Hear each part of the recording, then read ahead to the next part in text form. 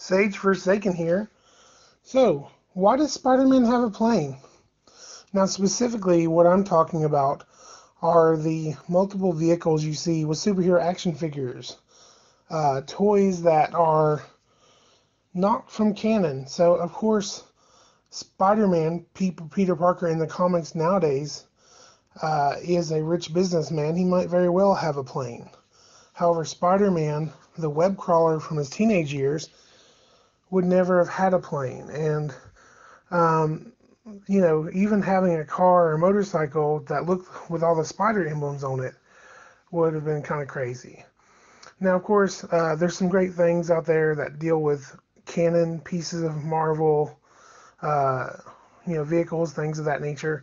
Like this Marvel Vehicles handbook has some great artwork in it. It's a really cool book if you ever see it on sale or get it through a tabletop to put on your dining room table, that sort of thing. But it's not really what we're here to talk about. What we're here to talk about today are toys. Now, the reason that it's so common for action figures to come with toys, it comes down to the fact that an action figure, well, there's that shield hero carrier from that book. Anyway, so for example, here's some things that they slap the logo, the action figure on something to get a licensing fee. Here we are with Power Wheels. They can basically pay a little money to Marvel and make an action figure, version of one of their Jeeps. The Black Panther, we're not really talking about this, but this is still just licensing fees right here, where basically Hot Wheels says, look, we'll make a Black Panther vehicle and there'll be a licensing fee. This is more what we're looking for right here. Where Batman, but this is in canon, so it's kind of not really what I'm talking about, but Batman has vehicles all the time. He always has vehicles, he has gadgets, he's a billionaire. Of course he has all the gear. He's a normal man being a superhero, so he needs that gear. But when you start talking about superheroes that innately have powers, things like Superman, things like the X-Men, things of that nature, there is a push when you're thinking about the toy line to make an action feature or to make a vehicle. And the reason is action figures themselves are not really that much of a high profit margin. If you think about an action figure, they have a lot of moving parts usually. They have to have paint application all over them.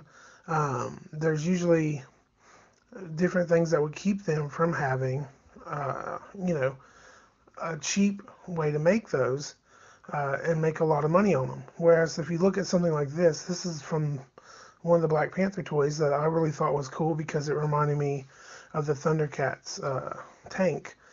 Basically, it looks that when it's in ship mode, it looks like almost like the Thundercats tank, but it is a Black Panther vehicle. It turns into a panther and turns into a flying ship, basically. I saw this at Ross originally, and then I grabbed some pictures off the internet after that. These are my pictures right here. You'll see some pictures after this that aren't mine. They're just from the internet, so you can see a little more detail there. But anyway, so think about it. The makeup of that vehicle is a completely different kind of plastic. It's more like sheets of plastic that they've shaped through vacuum forming and things of that nature. And so it's not as expensive to make big bulky vehicles as it is to make a little action figure that has to have moving parts and pass all sorts of safety test regulations with such small parts. They can use cheaper plastics. They don't have to use quite as much paint apps. If you think about it, usually the whole plastic is made out of one color, and then there's usually one or two other colors involved. This is a good example of in canon type vehicles where they actually take vehicles that you see in canon. Marvel Legends recently had a lot of motorcycles in canon where they were making motorcycles with superheroes. So I just had to show those off. Those things are so cool, like the Ghost Rider one, the Black Widow, and of course Wolverine. So we'll be looking at those over the next couple seconds here. But the reason that they do these things is that the cost of that action figure to make is not as high of a margin, profit margin, but if they throw in a vehicle, all of a sudden they can charge a lot more and make more profit per what they're selling.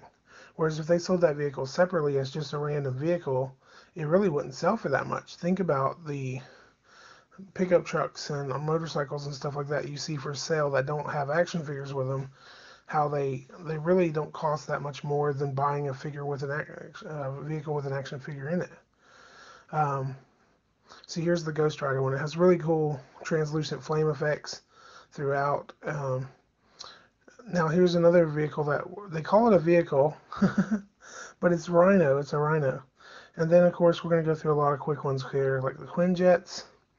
This was actually from the Avengers movie and everything, or Iron Man movies, where they had the Quinjets.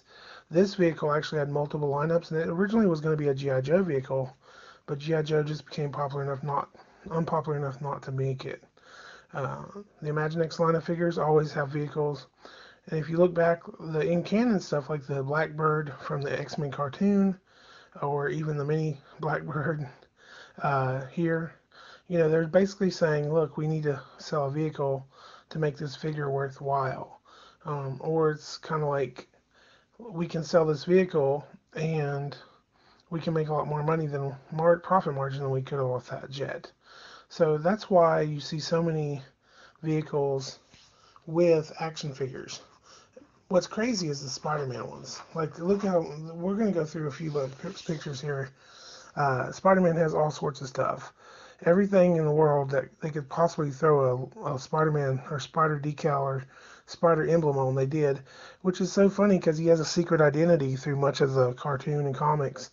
It's like, really? He has a secret identity? Where is he storing all this stuff? They even made a Transformer Spider-Man. So anyway, I hope that this video has informed you about why you see so many weird vehicles with your action figures. And like I always say, pour on the plastic. Thanks for watching and subscribing. Have a great day.